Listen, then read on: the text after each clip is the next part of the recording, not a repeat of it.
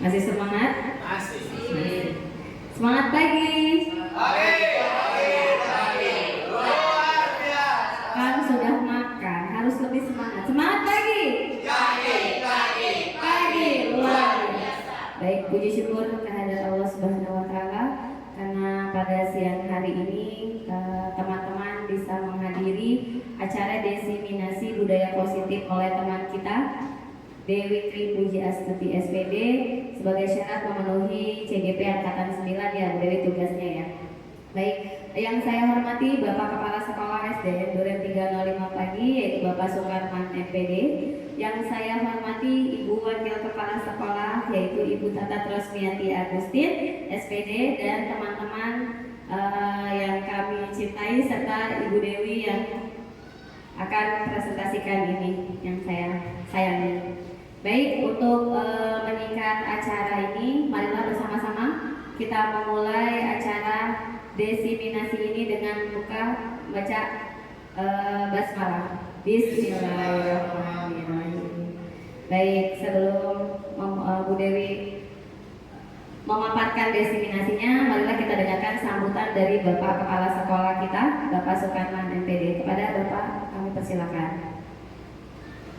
Bismillahirrahmanirrahim. Assalamualaikum warahmatullahi wabarakatuh. Waalaikumsalam warahmatullahi wabarakatuh. Bapak Ibu yang kami hormati, pertama-tama marilah kita panjatkan puji syukur kehadirat Allah SWT Tuhan Yang Maha Esa yang pada hari ini kita berkumpul di ruang kelas 1A memenuhi undangan dari Ibu Dewi Tri Puji Astuti SPD yang pada kesempatan ini akan berpraktek baik ya. Salawat dan salam semoga selalu tercurah limpahkan dari Tuhan Besar Muhammad SAW. Bapak Ibu sekalian, sebelum dilanjut kita ice breaking dulu bisa ya Bu ya. Kita tepuk aja Bu ya. Tepuknya tepuk salut ya.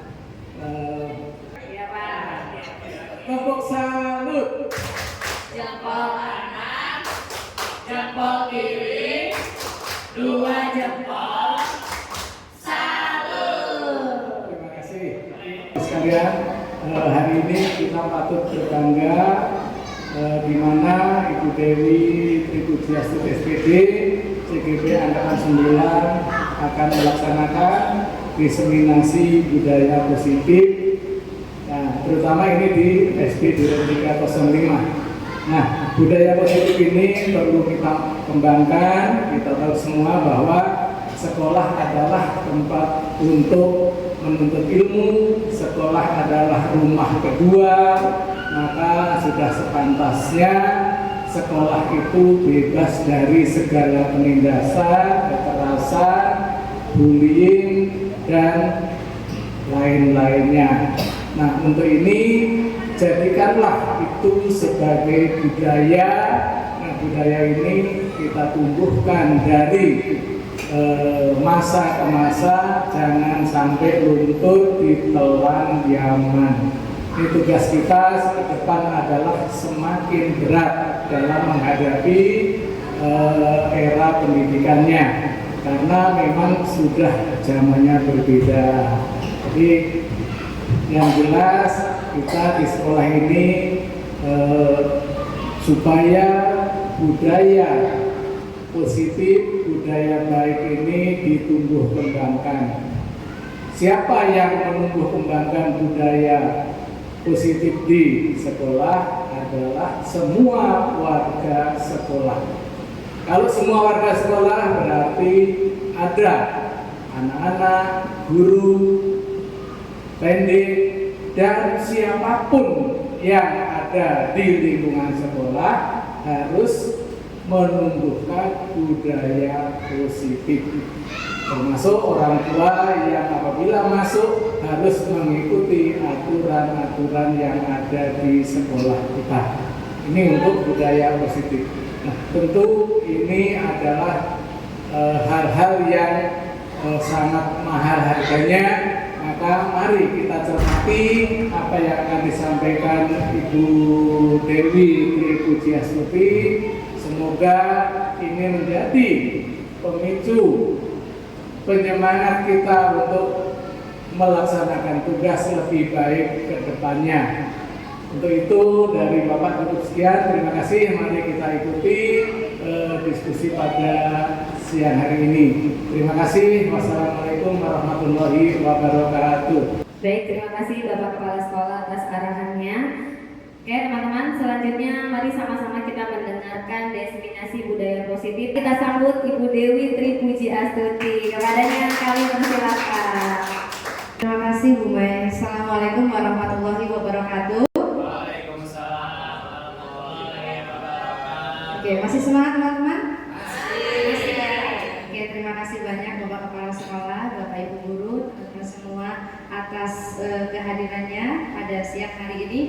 Oke, di sini sebelum saya memulai untuk melaksanakan diseminasi, saya tekankan kembali, ini bukan maksud saya untuk menggurui atau saya yang paling tahu ya. Ini kita nanti sharing bersama, diskusi bersama. Kegiatan ini sebagai pengimbasan atas kegiatan kami di Guru Penggerak, terutama saya pribadi di Guru Penggerak Angkatan 9. Baik, sebelum kita mulai biar agak santai ya, kita speaking dulu sebentar ya. Bapak Ibu silakan boleh berdiri. Kita ikutin ya. Nih udah biasa ya, kita ikutin gerakannya. Tiki bum bum, tiki bam bam, tiki bum, tiki bam bum bam bam bum, tiki bam bam bum. Tiki bam bam, tiki bum, tiki bam bam, tiki bum, tiki bam bum bum bam bam bum, tiki bam bam bum. Oke, semangat ya loh. Ayo, bye.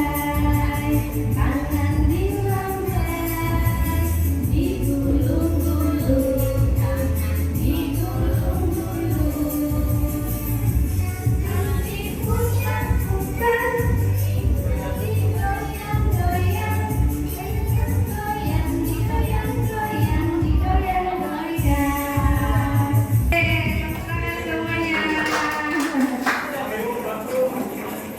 Lumayan berkeringat ya Bapak Ibu ya.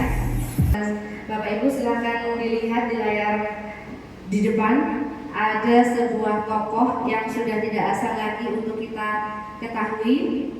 Tokoh siapakah ini? Oke, Ki Hajar Dewantara Putra ya. Mungkin Bapak Ibu juga sudah tidak asing lagi dengan tokoh ini, tokoh Ki Hajar Dewantara. Nah, beliau adalah tokoh dunia pendidikan yang sudah tidak asing lagi untuk kita ya. Nah, sekarang kita saksikan kita lihat di papan di layar filosofi tujuan pendidikan Ki Hajar Dewantara, yaitu menuntun segala kodrat yang ada pada anak-anak agar mereka dapat mencapai keselamatan dan kebahagiaan yang setinggi-tingginya, baik sebagai manusia maupun sebagai anggota masyarakat. Nah, dari tujuan pendidikan ini, sebenarnya ini tujuan pendidikan sudah lama dicetuskan oleh Ki Hajar Dewantara. Cuman kita mulai memaknai lagi, mulai mengingat kembali terakhir-terakhir ini ketika kurikulum Merdeka.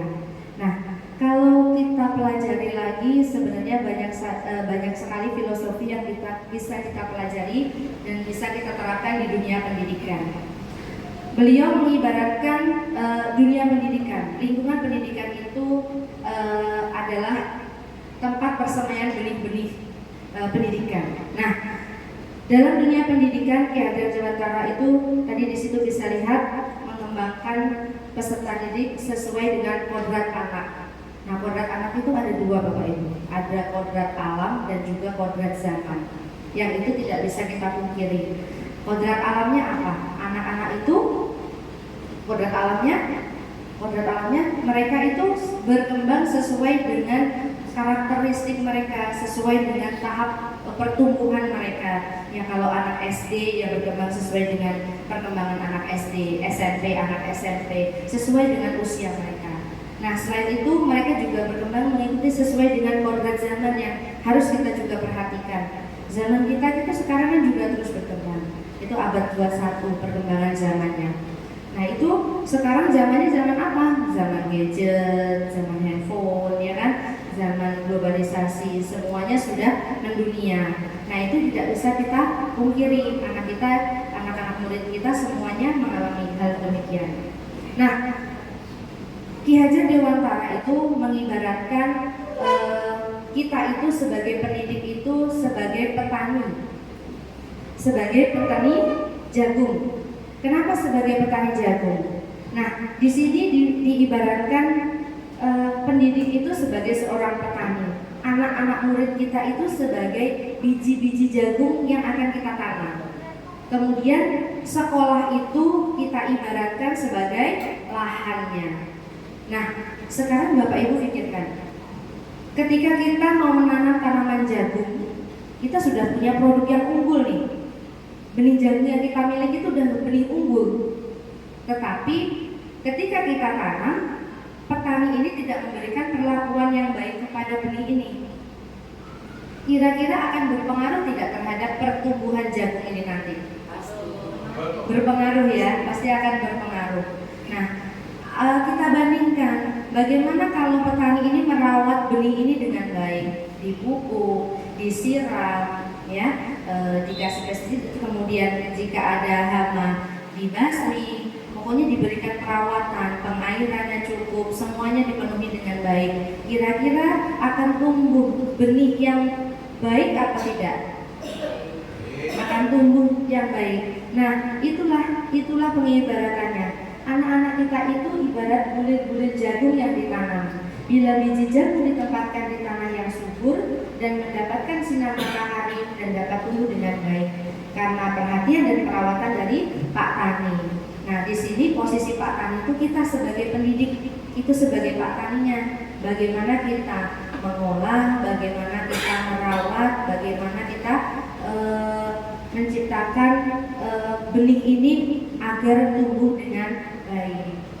Di sini saya akan mendiseminasikan tentang budaya positif. Kira-kira ketika mendengar kata budaya positif, apa yang ada di benak Bapak Ibu semuanya? Budaya. Apa budaya? Budaya positif? Kebiasaan. Ya, kebiasaan. Apalagi? Kebiasaan. Ya. Yang tingkah laku. Oke. Budaya positif. Nah, menurut Kamus Bahasa Indonesia, arti kata budaya yaitu pikiran, akal budi, serta sesuatu yang sudah menjadi kebiasaan dan sukar diubah. Nah, di sini kita akan menerapkan yang namanya budaya positif di sekolah. Budaya positif di sekolah itu apa? Budaya positif di sekolah yaitu nilai-nilai, keyakinan-keyakinan, dan kebiasaan-kebiasaan di sekolah yang berpihak pada murid agar murid dapat berkembang menjadi pribadi yang kritis, penuh hormat, dan bertanggung jawab. Nah, itu yang akan kita wujudkan di sekolah kita, yaitu mewujudkan budaya positif.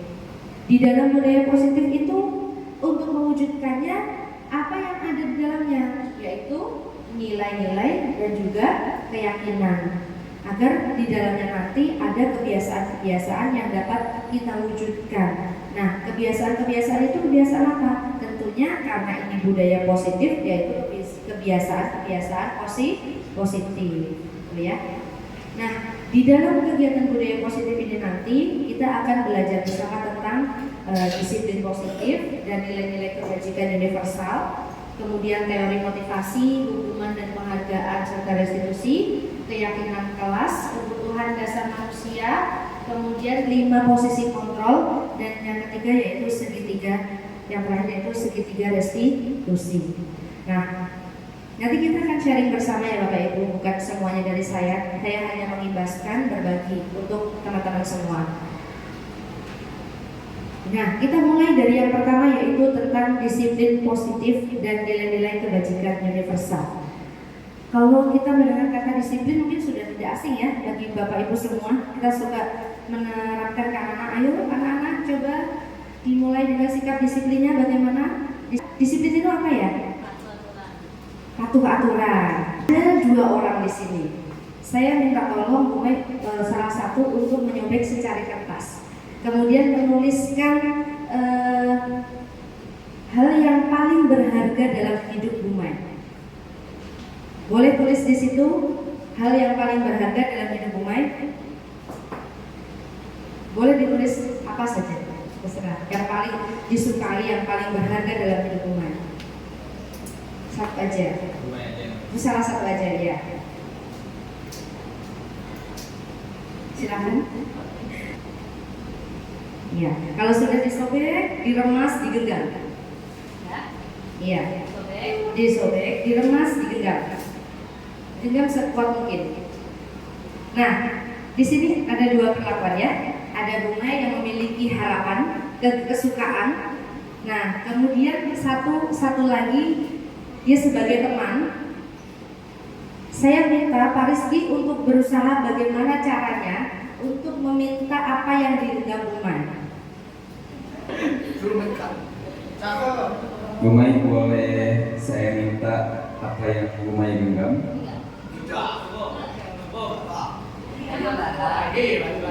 ST Jumbo, ST Jumbo. Enggak nih, enggak belum berhasil. Lagi Masuk, lagi masuk. masuk. Janji jiwa mau. Karena ini berarti, jadi Ya berharga sekali ya. Terus nggak mau dikasih ke saya gitu. Tukar sama bakso Mas Odi nggak mau. Oke, boleh? Bolehkah saya lihat? Kayaknya ada sesuatu yang menarik di telapak tangan Bu Mai. Boleh dibacain? Boleh, Di boleh. Dewi. Ini yang ditahan sama Bu Mai. Harta yang paling berharga Iya. adalah anak 3 mempunyai anak-anak yang baik. Ini yang ditahan sama Bu Mai. Oke, anak-anak yang baik. Oke, terima kasih Bu Mai, terima kasih Pak Rizky. Oke, yang kita tekankan di sini apa? Harapan itu yang punya siapa? Tadi ini yang pegang siapa? Yang punya siapa? Bu Mai. Yang ingin merebut siapa? Yang menggoda siapa? Pak Rizky. Tapi yang punya kontrol, punya kuasa atas apa yang dicita-citakan, apa yang jadi harapan Bu Mai itu siapa sebenarnya? Siapa? Bu Mai sendiri, yang punya pegangan itu sendiri. Ya kan? Tadi kalau Bu Mai itu tidak tergoda, tidak terbujuk, tidak luluh dengan kata-kata Pak Rizky, maka dia akan tetap genggam, akan tetap simpan. Berarti tadi Pak Rizky mampu mempengaruhi Bu Mai untuk membuka. Ya, luluh. Jadi keadaan itu bisa mempengaruhi kontrol atau emosi seseorang. Tetapi yang bisa mengendalikan itu sebenarnya siapa? Ya diri kita sendiri. Mau ikut yang buruk, mau ikut yang baik, mau dipengaruhi seperti apa. Kalau kita mampu mengontrol diri kita, maka kita tidak akan terpengaruh. Nah, di sini kaitannya dengan apa? Kenapa saya kasih simulasi seperti ini? Ini kaitannya dengan next teori kontrol dari Dr. William Glaser. Ya, beliau punya teori Anda tidak bisa mengontrol orang lain, hanya Anda yang bisa mengontrol diri Anda sendiri.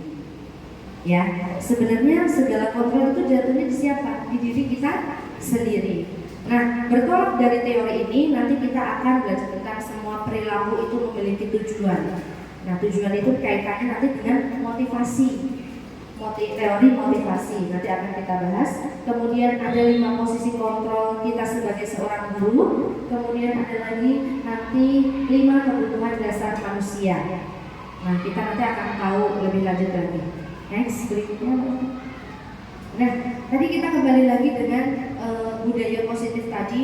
Kita awali dengan untuk mewujudkan budaya positif kita salah satunya yaitu tadi ada yang namanya disiplin positif. Apa bedanya disiplin dengan disiplin positif? Selama ini kita lihat disiplin itu adalah patuh terhadap aturan. Sebenarnya kita baca arti kata disiplin itu artinya adalah belajar.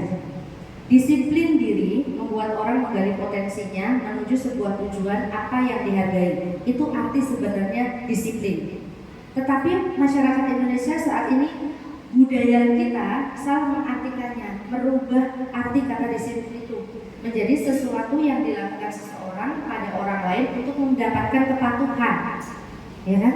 Disiplin selama ini yang kita terapkan itu disiplin yang mengikat, ya, untuk aturan-aturan tertentu. Jika anak itu tidak disiplin, maka akan mendapatkan sanksi tertentu. Seperti itu. Nah, untuk disiplin positif itu apa? Disiplin positif itu disiplin yang dapat muncul dari dalam diri anak itu sendiri. Nanti kaitannya dengan keyakinan-keyakinan yang dipercaya oleh murid.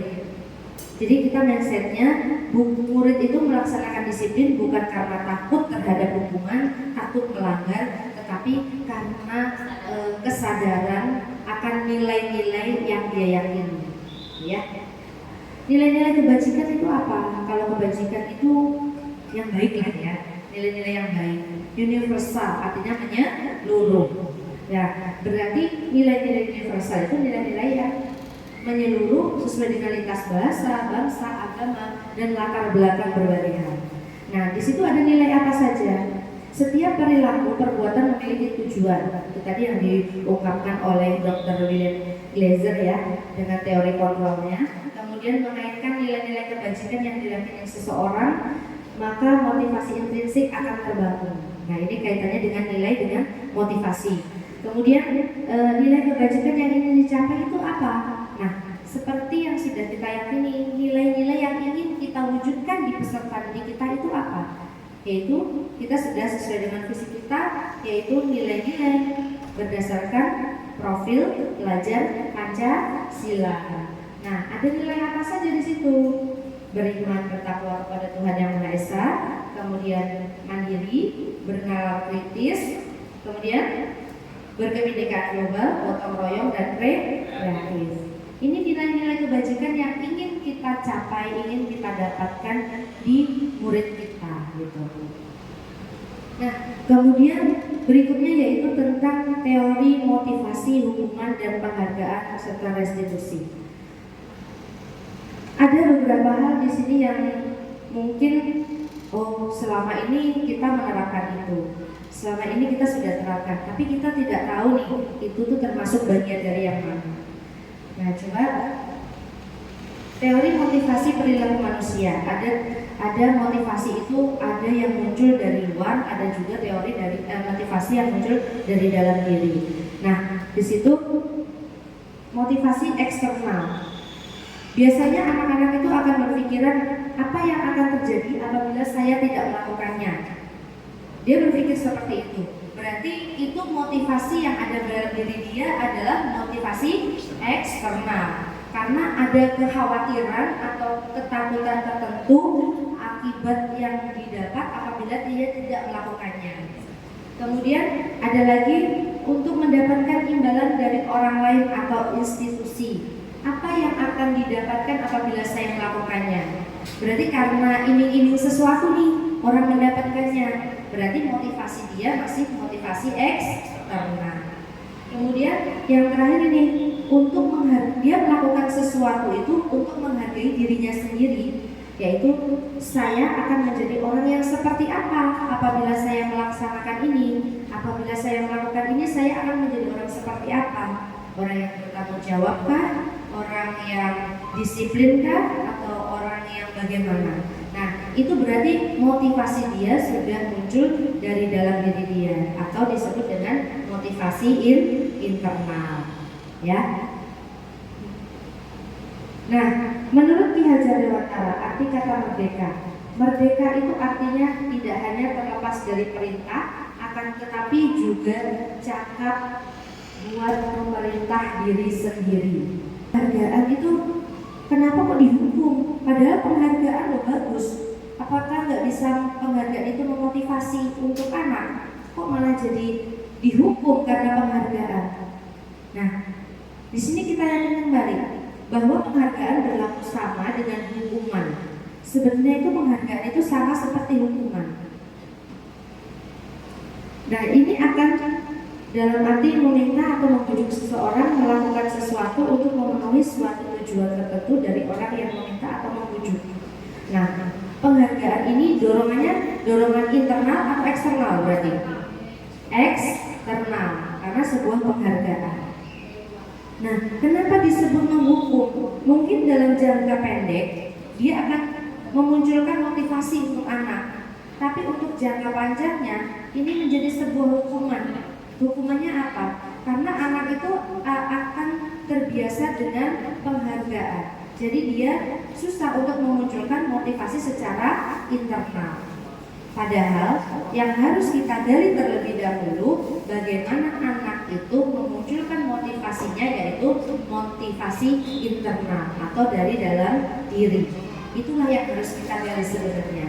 Jadi kalau kita terus dengan kata lain penghargaan itu boleh atau tidak? Kalau menurut saya boleh, tapi ada batasannya, ada waktunya, ada jangkanya. Tidak terus menerus dilakukan, tidak terus selalu harus kasih penghargaan, ya. Mari kita juga harus menyadari kapan kita akan memberikan penghargaan atau kapan kita tidak boleh memberikan penghargaan. Kenapa? Karena hal ini akan berpengaruh terhadap perkembangan karakter peserta didik kita atau anak-anak kita. Nah, ini dia, penghargaan berpengaruh terhadap jangka panjang dan jangka pendek perkembangan karakter anak, ya. Penghargaan menghukum. Kenapa menghukum? Tadi yang sudah saya sampaikan. Nanti akan muncul di dalam diri anak, kalau bahasa anak sekarang insecure. Ya, kalau bahasa sekarang ya itu akan muncul pada diri anak. Itulah sehingga penghargaan itu akan merusak hubungan. Jadi kenapa penghargaan itu tidak efektif? Karena ada beberapa dampak yang dimunculkan dari adanya penghargaan itu tadi. Contohnya itu tadi, merusak penghargaan, merusak hubungan. Jadi si anak yang tidak dapat. Nah, ini ya bentuk program kebajikan apresiasinya. Dalam memberikan apresiasi atau pengakuan perlu diingat beberapa hal. Boleh tidak kita memberikan apresiasi kepada anak? Boleh, ya. Tapi harus memperhatikan beberapa hal.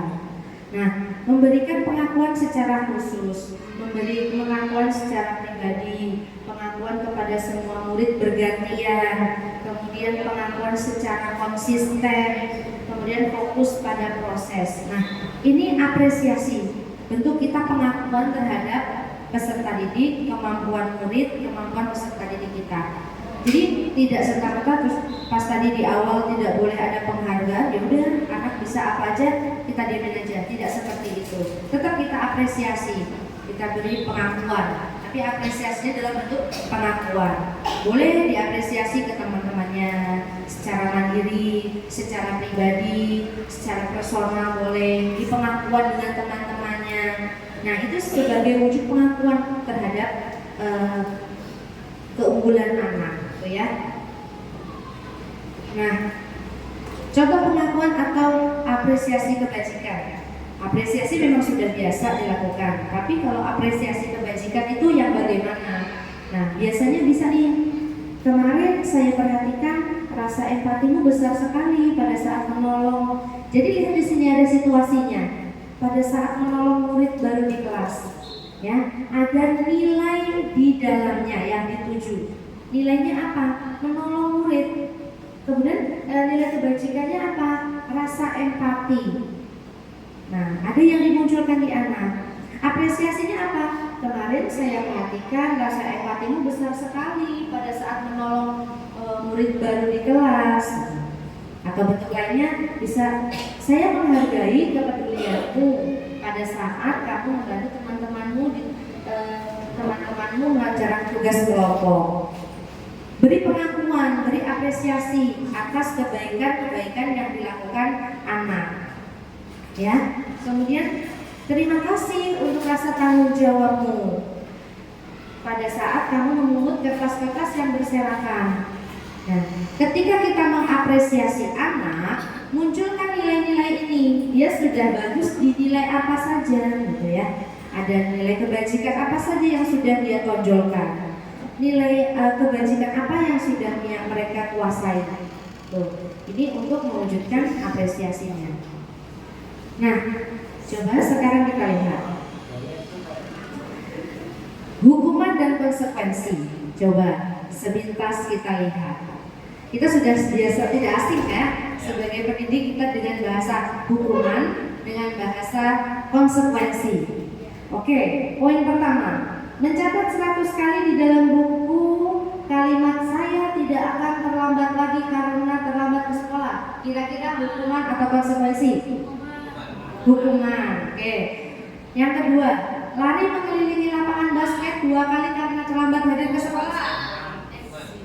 Hukuman atau konsekuensi? Hukuman atau konsekuensi? Mengelilingi lapangan basket terlambat hadir ke sekolah. Hukuman. Oke, kita catat hukuman dulu ya. Kemudian yang ketiga, murid diminta untuk push up 15 kali karena tidak menggunakan masker di sekolah. Hukuman. Oke, berikutnya, menggantikan kertas tugas teman yang telah dicoret-coret. Konsekuensi. Membersihkan tumpahan air di meja tulis karena disenggol saat belajar. Konsekuensi. Murid disuruh untuk tidak mengenakan sepatu seharian di sekolah karena tidak menggunakan sepatu hitam. Hukuman. Lari mengelilingi lapangan basket 2 kali karena terlambat 10 menit untuk pelajaran PJOK. Konsekuensi atau hukuman? Konsekuensi. Oke, coba kita lihat jawabannya. Ya, hukuman. Tadi push up, tadi hukuman. Menggantikan betul konsekuensi ya. Membersihkan tumpahan juga konsekuensi. Murid disuruh untuk menggunakan sepatu jadi hukuman. Nah ini lari mengelilingi lapangan bola basket 2 kali kok konsekuensi kenapa kira-kira? Karena dia tidak ikut pelajaran PJOK. Tidak ikut pelajaran? Yang konsekuensi kan yang paling bawah. Iya, kenapa ini PJOK? Kenapa PJOK? Kenapa konsekuensi? Karena dia tidak ikut pelajaran PJOK. Iya. Karena terlambat. Kok nggak hukuman aja kenapa? Hukuman itu kesepakatan terlambat hadir di sekolah berarti kan aturan sekolah. Jadi maksudnya dia karena dia nggak ikut pelajaran PJOK terlambat 10 menit, Iya. makanya guru PJOK-nya jadikan itu konsekuensi. Oke, terima kasih. Ada lagi yang berpendapat? Ya. Jadi Bapak Ibu di sini sudah memahami nih apa bedanya konsekuensi dengan hukuman, ya. Ya. Oke. Nah, perbedaan hukuman dan konsekuensi ini tadi ya. Kalau hukuman itu sesuatu yang menyakitkan dan harus terjadi, ya. Contoh tadi suruh mencatat 1000 kali, gitu kan ya. Kemudian konsekuensi sesuatu yang harus terjadi, tapi tidak menyakitkan, ya. Kalau hukuman itu pasti akan memunculkan rasa sakit pada murid, ya, entah sakit hati, secara fisik, ya.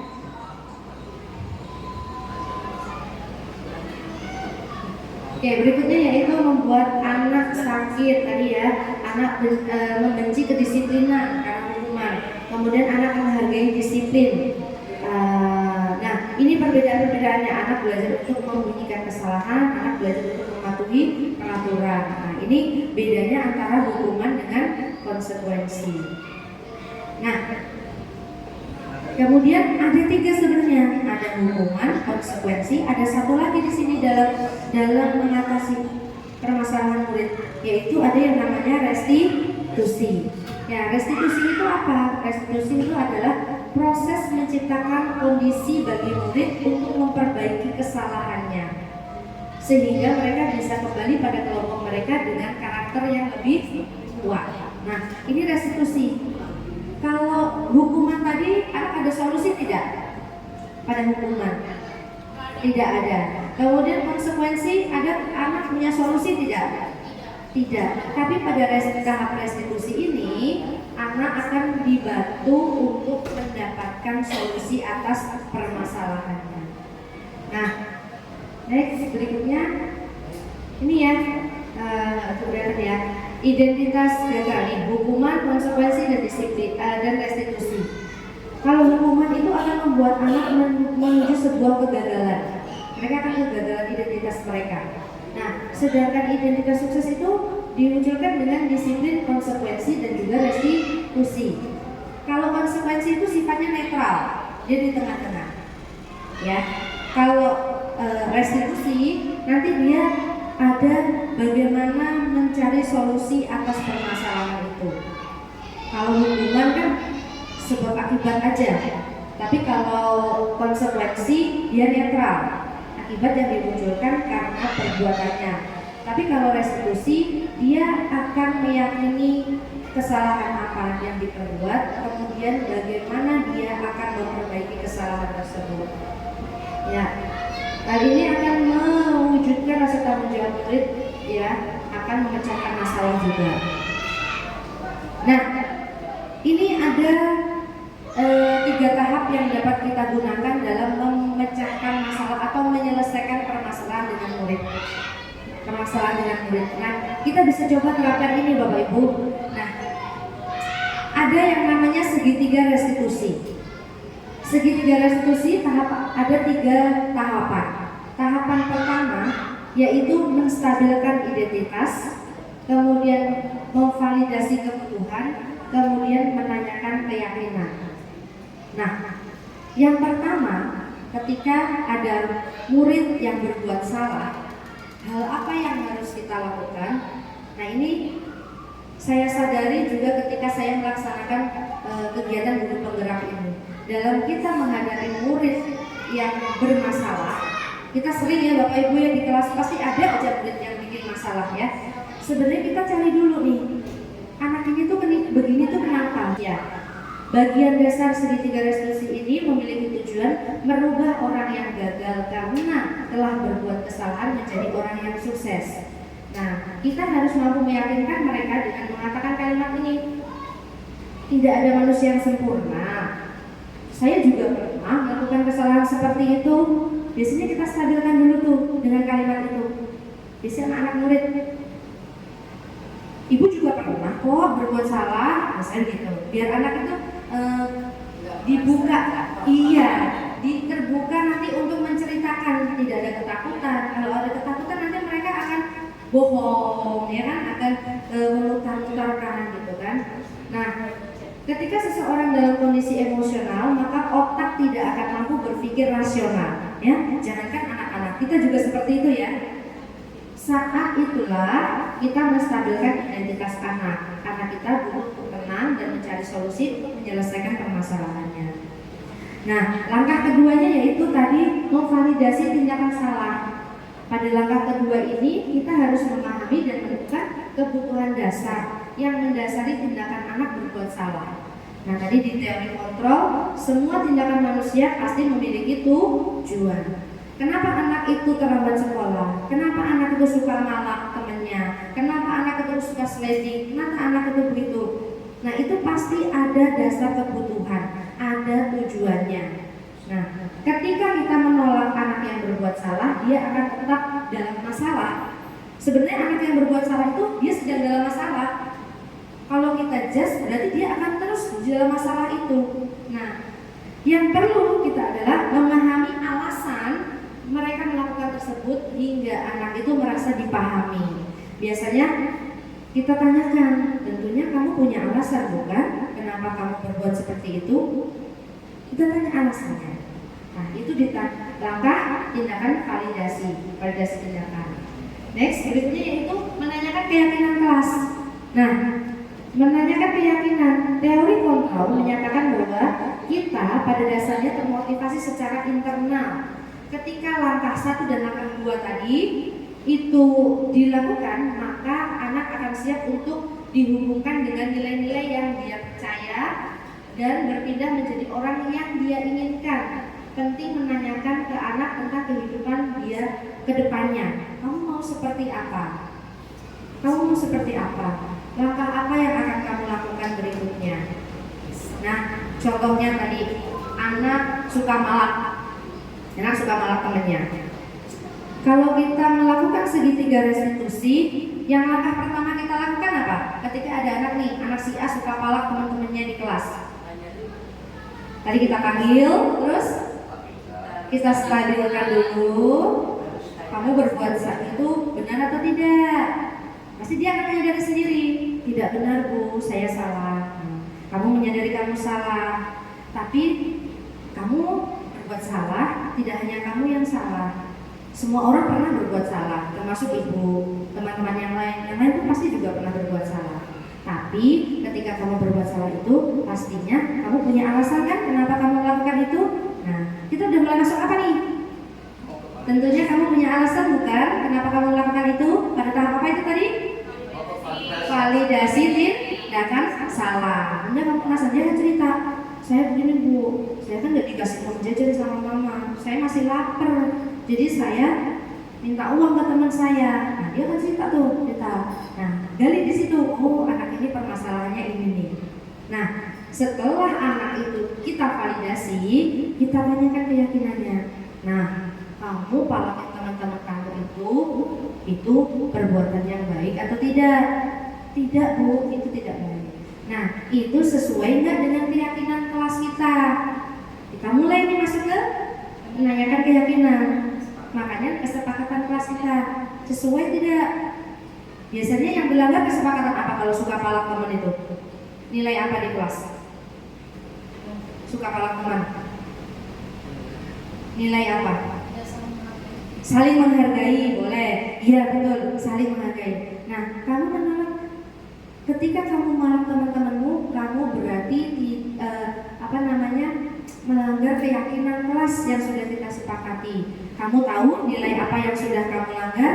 Nilai menghargai orang lain. Nah, dia tahu tuh menghargai orang lain, nilai keyakinan. Sekarang kita arahkan bagaimana mencari solusinya. Nah, sekarang kamu sadar kamu tidak menghargai orang lain.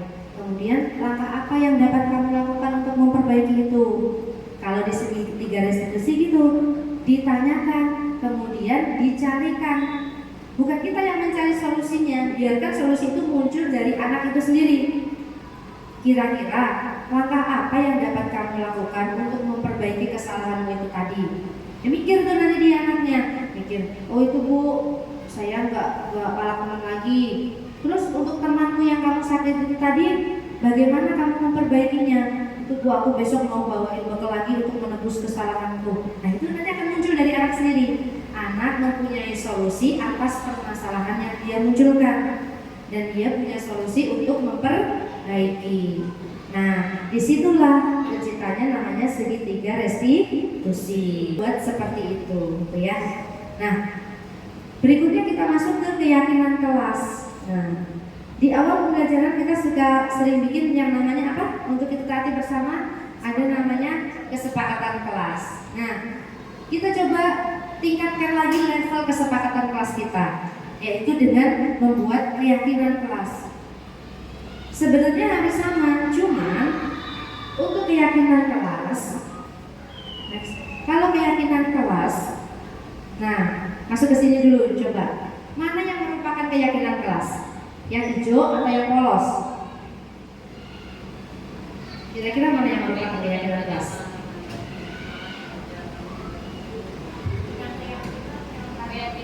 Yang polos atau yang hijau? Keyakinan kelas. Yang polos. Bapak ibu udah pada pinter ya, udah pada hebat. Nah, betul sekali. Keyakinan kelas itu yang ini. Kenapa? Nah, ada nilai-nilai yang dimunculkan.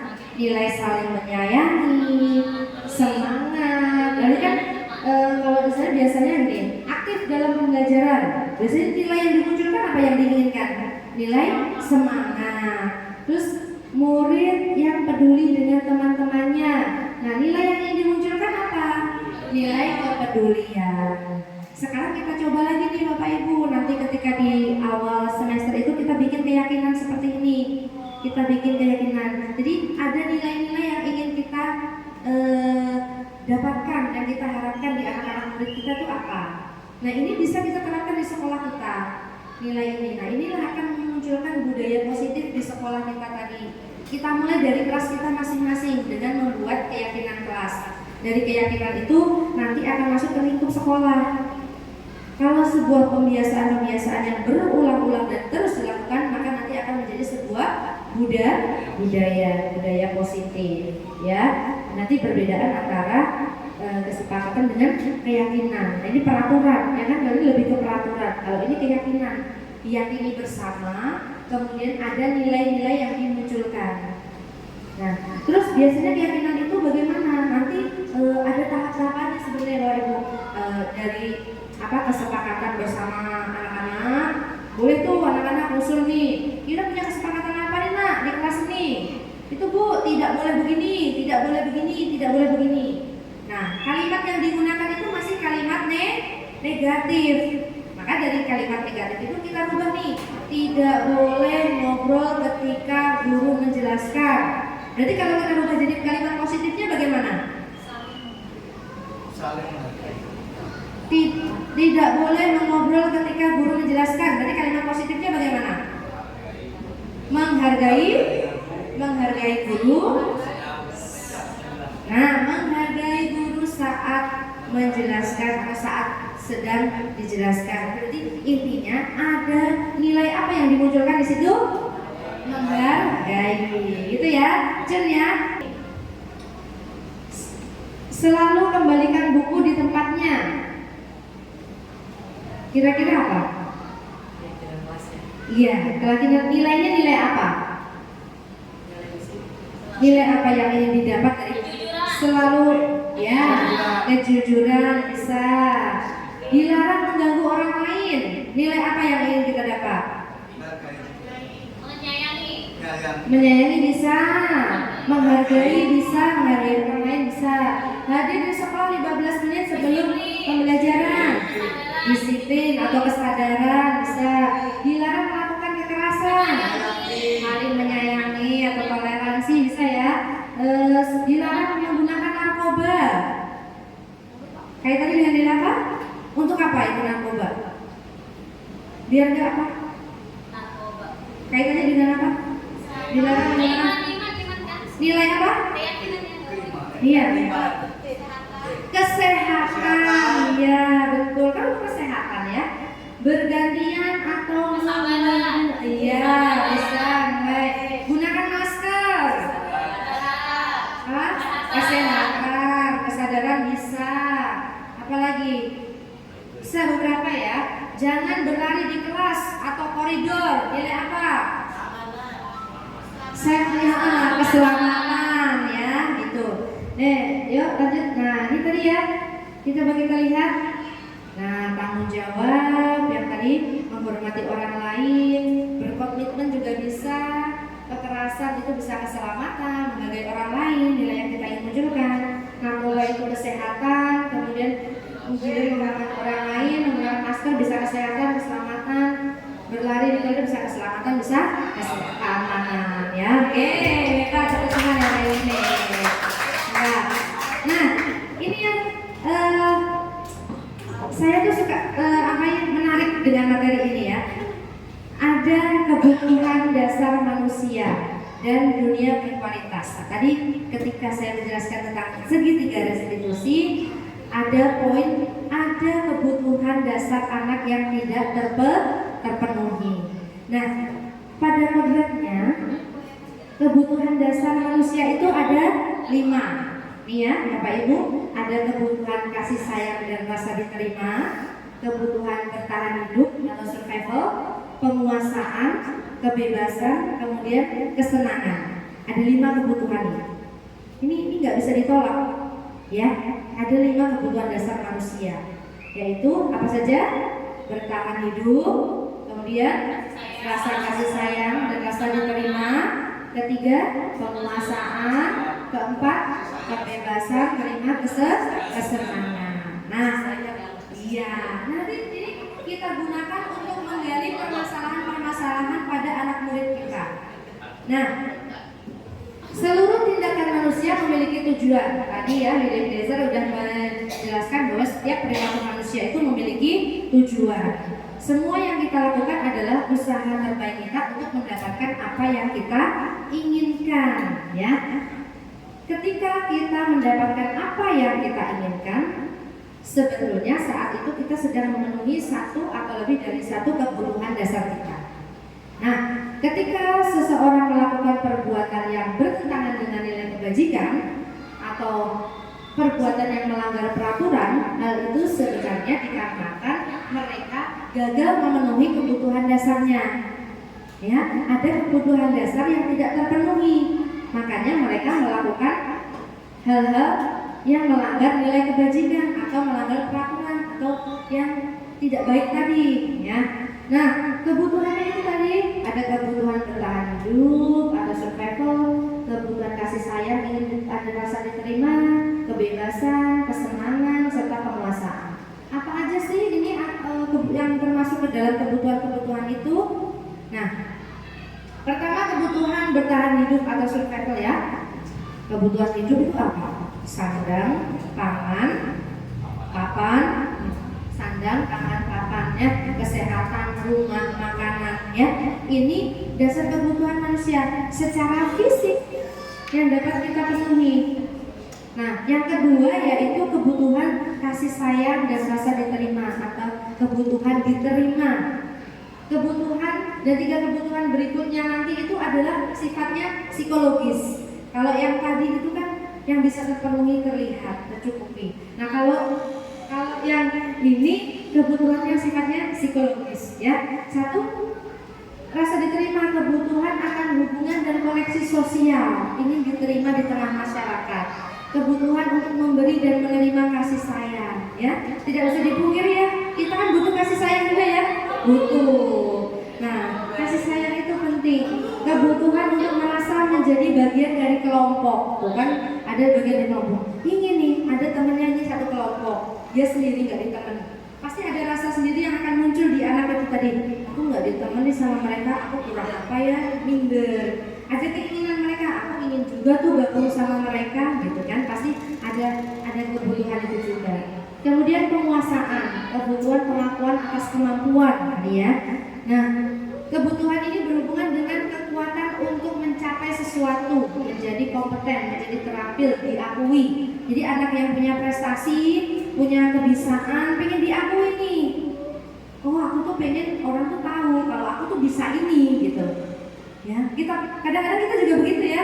Kita bisa apa? Kadang ada muncul di keinginan kita tuh pengen orang tuh tahu nih, kita itu bisa menyanyi, kita itu bisa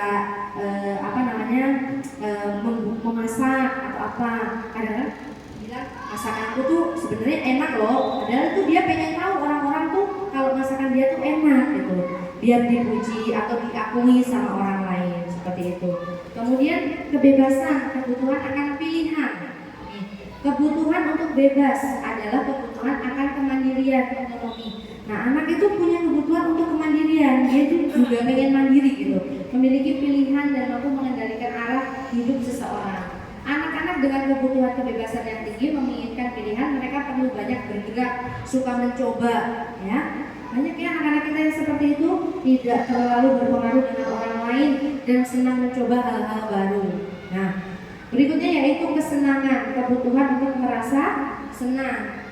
Kebutuhan akan kesenangan adalah kebutuhan untuk mencari kesenangan, bermain. Nah, ini kebutuhan tidak ada anak-anak ya, kita aja orang gede juga gitu ya, orang dewasa.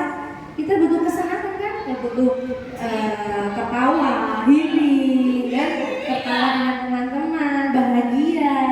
Itu ternyata juga kebutuhan loh itu Bapak Ibu. Kalau itu tidak berpengaruh, tidak terpenuhi, maka nanti akan stres, akan ada sikap-sikap yang muncul pada diri kita karena itu ada dasar kebutuhan yang tidak terpenuhi. Bisa, karena dia misalkan di rumah itu dikekang, nggak pernah tertawa, nggak bahagia, nanti akan berpengaruh terhadap lingkungan sosial di tempat lain. Nah, entah emosi atau gampang marah atau suka mencari perhatian dengan cara yang bagaimana itu ya, karena ada dasar kebutuhan anak yang tidak terpenuhi. Makanya kita harus gali nih Bapak Ibu, murid kita tuh yang melakukan kesalahan atau yang melanggar peraturan, kita cari nih, ada anak-anak yang usir teman di depan kita. Kira-kira dia butuh apa dari kita? Butuh perhatian. Mungkin dia di rumah tidak ada perhatian, ada dasar kebutuhan yang dia itu tidak terpenuhi di rumah. Nah, ya. Terus ada lagi anak yang mungkin suka malak nih, kira-kira ada dasar kebutuhan apa yang dia tidak terpenuhi?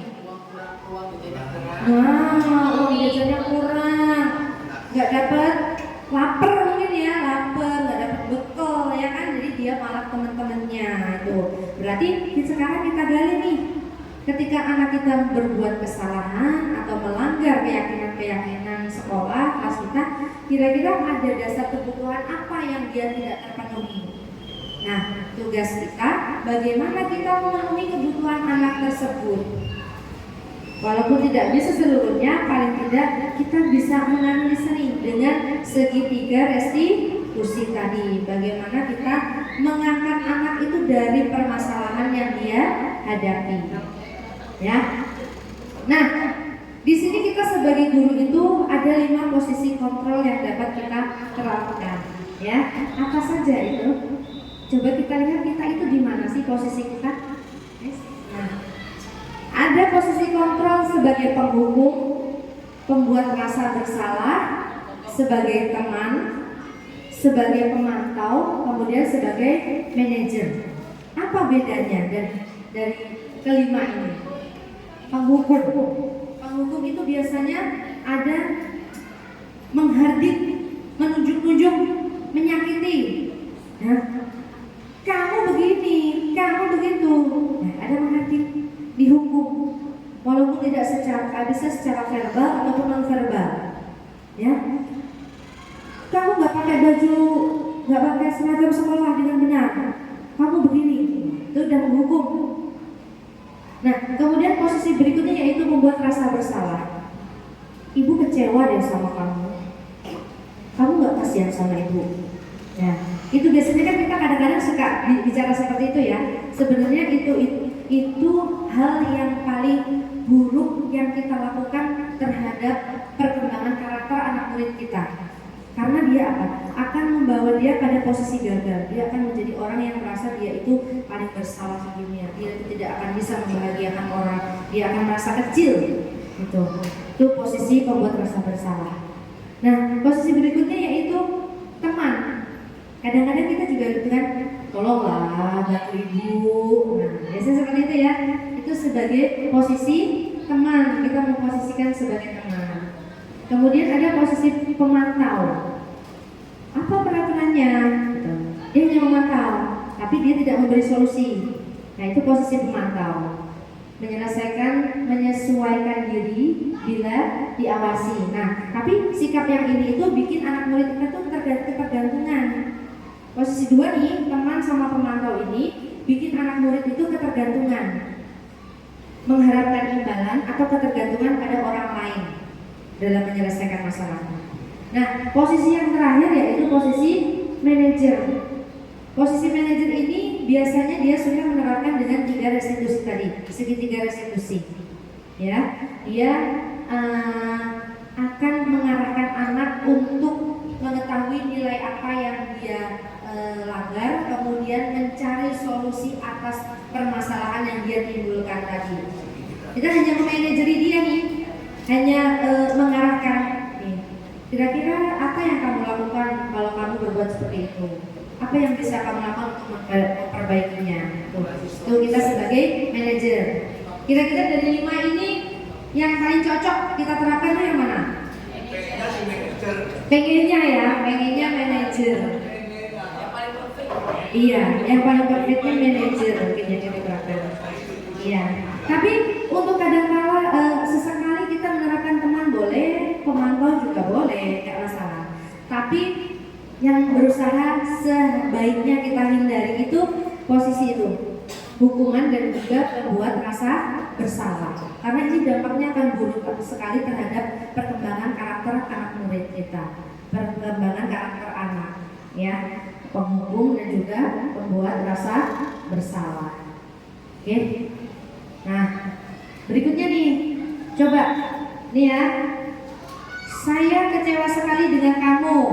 Jadi tadi ya, membuat rasa bersalah. Kemudian biasanya dia, kamu tidak pernah benar melakukannya. Gitu. Biasanya apa nih? Posisi penghukum. Ayolah, lakukan ini demi bapak ibu. Sebagai anak, apakah kamu mau mendapat stiker bintang hari ini? Nah, ini pemantau gini, kayak iming-iming penghargaan atau ada imbalan gitu ya, pemantau itu. Kemudian bagaimana kamu menyelesaikan masalah ini. Tuh, tadi poinnya kalau manajer itu ada solusi dari permasalahan. Kamu selalu yang paling terakhir. Itu posisi apa? Penghukum, ya. Nah, itu dijudge langsung. Ya, oke. Nah, ini ya Bapak Ibu, untuk menciptakan budaya positif tadi, kita selalu bergerak di lingkungan ini nih, pergerakan kita. Selama ini mungkin kita berasal di sini ya, peraturan, pemantau, kemudian konsekuensi, hadiah. Nah, biasanya pergerakan kita di situ ya. Nah, ini di putaran kita. Nah, mari nih kita terapkan budaya positif di sekolah kita dengan pergerakan ini. Nilai-nilai yang kita yakinin untuk kita terapkan di sekolah kita, kemudian posisi kita sebagai manajer, sebagai guru dalam posisi kontrolnya, terus dalam usaha untuk ada solusi untuk memperbaikinya. Kita coba ya Bapak Ibu sama-sama, semoga kita bisa nih menerapkan budaya positif ini, kita bergerak di pergerakan yang sebelah sini nih. Bagaimana kita sebagai manajer menempatkan diri dan bagaimana kita mewujudkan nilai-nilai yang kita harapkan ada pada murid kita agar mampu menciptakan peserta didik yang berkarakter sesuai dengan visi sekolah kita, ya. Nah, oke. Ya, tadi ya Bapak Ibu ada beberapa hal tadi yang bisa kita ambil ya dalam kita untuk menciptakan budaya positif di sekolah kita ya. Mulai dari nilai yang kita yakini, nilai-nilai apa saja yang ingin kita terapkan di sekolah kita, kemudian bagaimana kita mengetahui kebutuhan murid kita, bagaimana kita mampu menjadi posisi kontrol tadi menentukan untuk menyelesaikan permasalahan murid kita, terus bagaimana kita membiasakan budaya-budaya positif yang ada di sekolah kita. Sebenarnya kita juga sudah melaksanakannya ya Bapak Ibu ya, contoh sholat berjamaah itu budaya positif bukan? Positif. Tadarus, pembiasaan pagi, literasi, kemudian budaya berjabat tangan, makan bersama, senyum sapa salam itu sebenarnya kita juga sudah terapkan. Tinggal kita bisa terapkan lagi, mungkin yang belum itu kita mencoba menerapkan keyakinan kelas ya, sama segitiga restitusi dalam menyelesaikan permasalahan-permasalahan yang ada pada murid kita. Gitu ya. Oke, mungkin dari Bapak Ibu di sini ada yang ingin berbagi, ingin menyampaikan, ingin bertanya atau menanggapi dari pemaparan saya tadi. Silakan. Terus kesempatannya kita berbagi aja ya. Iya. Kayaknya kalau yang tadi dijelasin Bu Dewi ya ada yang baru, ada yang juga sudah biasa kita lakukan. Hal-hal yang baru mungkin yang saya dapatkan pada diseminasi kali ini, yaitu satu ya menambah keyakinan di kelas. Satu ada yang tadi juga ya poin yang restitusi ya. Kayaknya agak mirip-mirip kalau Pak Koji pernah dapat pelatihan, kayaknya lebih dulu itu kepada coaching ya, coaching and counseling pelan dulu itu ya. Jadi kalau anak melakukan kesalahan jangan langsung dijustifikasi, kita cari dulu akar penyebab masalahnya agar tidak nanti salah just bisa merusak masa depan dia ya kan. Banyak sekali video-video di YouTube perihal guru menghukum murid berefek di kemudian harinya. Salah memberi hukuman, salah menjustifikasi, itu efeknya buat psikologi peserta didik itu sendiri sangat berbahaya. Pada hari ini saya dapat berbicara yaitu ya lumayan ya keyakinan kelas yang belum saya terapkan. Mudah-mudahan nanti di kelas saya itu ajaran baru ya bisa diterapkan gitu aja Bu Dewi. Terima kasih Pak Caki, luar biasa. Tepuk tangan untuk Pak Caki ya. Oke. Assalamualaikum warahmatullahi wabarakatuh. Sharing aja sih ya Bu Dewi di sini. Terima kasih Bu Dewi sudah memberikan apa sih tentang budaya positif. Mungkin sebenarnya kita memang sudah menjalani, tapi kita nggak sadar ini bentuk budaya positif atau tidak. Karena kadang-kadang budaya positif yang kita lakukan belum ada diimbangi sama kesadaran siswa. Jadi kadang kita nggak tahu, oh ini budaya positif atau tidak, gitu kan. Dengan arahan Bu Dewi, dengan pemaparan Bu Dewi, kita patut berterima kasih. Baik sekali. Jadi boleh kita berikan tangan. Jadi kedepannya itu mungkin kita lebih peka, kita lebih paham tentang oh ini budaya positif yang harus kita tularkan ke siswa tanpa kita goro-goro siswa udah paham sendiri gitu. Kebutuhan anak-anak tuh sebenarnya tuh kita penasaran ya, anak kita tuh ngapain sih gini mulu, ada aja ulahnya di sekolah, ya kan? Nah kalau kita sudah belajar ini kita mulai gali nih sekarang, kira-kira anak yang ini tuh dasar kebutuhannya apa ya? Kalau anak yang malak sekarang kita tahu, mungkin dia dasar kebutuhan survivalnya, bertahan hidupnya. Kita coba di rumah, ya mungkin nggak dikasih bekal, nggak dikasih uang jajan. Nanti kita bisa kolaborasi, bisa panggil orang tua, kita sampaikan anaknya begini. Coba kalau anak itu dipenuhi semua kebutuhannya, makan dibawain, minum dibawain, terus dikasih uang jajan, kira-kira dia akan malak tidak? Kira-kira aja. Enggak ya, mungkin kemungkinan kecil ya, karena sudah terpenuhi semua kebutuhan dia, gitu ya. Oke, ada lagi yang tanyakan Bapak Ibu? Oke, silakan Bu Iwin. Ya, kalau dari saya sendiri, kebetulan kita sama-sama guru kelas 6 ya Bu Dewi ya. Iya. Saya 2 tahun ini di kelas 6 memang ada perbedaan sekali pada saat mengajar kelas tinggi sama kelas rendah ya. Kalau di kelas rendah, saya merasakan kalau misalkan saya mengatur kemudian menggunakan nada tinggi itu anak di kelas tinggi itu mereka sudah punya pemikiran yang lebih mungkin jauh daripada kita gitu. Kalau kita kan guru zaman dulu pasti berbeda cara perlakuannya seperti itu. Terus yang kedua, saya punya pengalaman sudah mencoba kan kita sering sharing ya Bu, kira-kira di CGP itu gimana sih Bu Dewi, kenapa sih kalau menghukum itu benar-benar tidak diperbolehkan gitu kan? Iya karena menurut Bu Dewi begini begitu. Pokoknya sharing lah. Nah terus saya mencoba untuk menerapkan di salah satu murid saya yang memang itu jadi PR saya di kelas gitu. Saya mencoba dari yang membicarakan atau ngobrol sharing dengan anak tersebut dengan secara baik-baik, dia itu kenapa gitu kan, sudah dari hati ke hati juga sudah. Terus dengan cara menyampaikan kesepakatan kelas kalau itu tuh tidak sesuai dengan kesepakatan kelas, akhirnya dia melakukan konsekuensinya karena dia melanggar kesepakatan kelas juga sudah. Terus langkah terakhir juga pemanggilan orang tua, karena dari kedua hal itu sudah saya lakukan tapi masih saja berulang.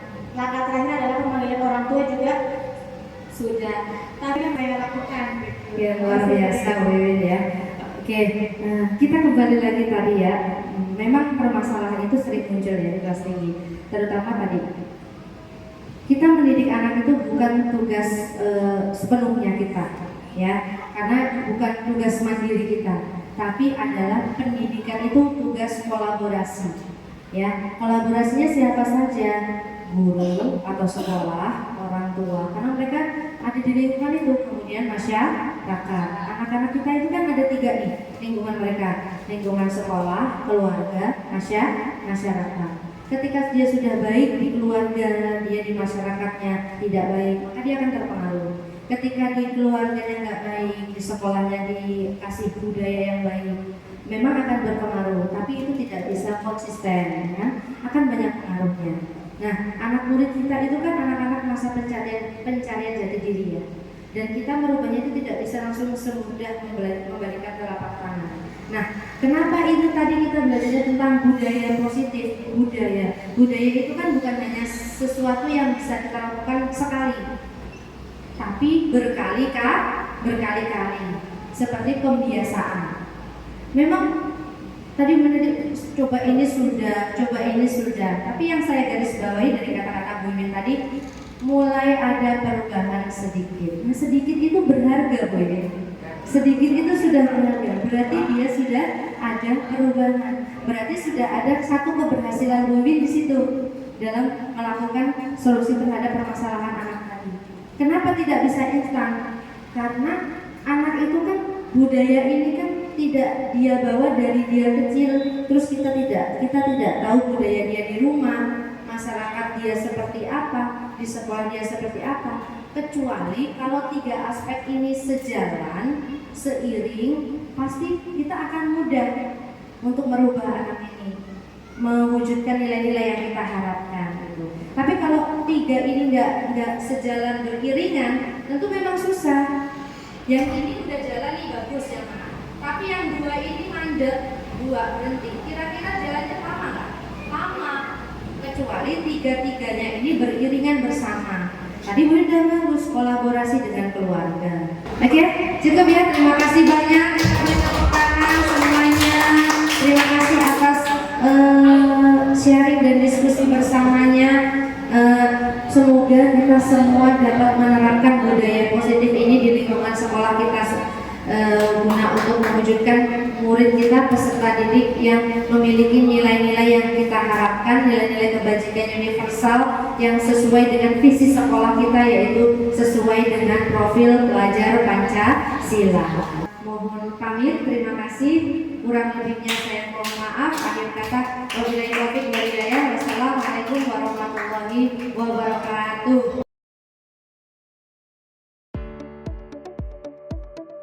Assalamualaikum warahmatullahi wabarakatuh. Waalaikumsalam warahmatullahi wabarakatuh. Selamat pagi. Pagi, luar biasa. Apa kabar anak-anak semuanya?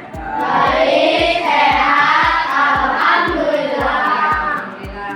Ya baik anak-anak, sebelum nanti kita masuk ke kegiatan pembelajaran hari ini, nah agenda kita hari ini kita akan membuat keyakinan kelas. Nah, keyakinan kelas itu apa? Nah, tentunya anak-anak di sini ketika belajar di dalam kelas, kalian pasti menginginkan situasi-situasi yang bagaimana? Nyaman. Nah, situasi yang nyaman itu bisa kita dapatkan kalau kita semua bagaimana? Kita tertib.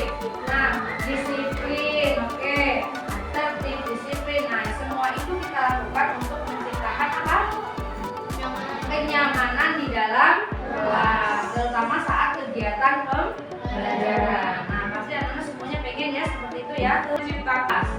Nah, nanti dalam keyakinan kelas kesepakatan atau takut dihukum atau takut salah, ya.